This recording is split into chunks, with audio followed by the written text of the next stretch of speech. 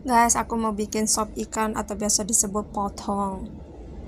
Nah, jangan lupa ikannya digoreng dulu ya guys. Nah, habis digoreng tinggal taruhin air secukupnya atau menurut selera kalian ya guys.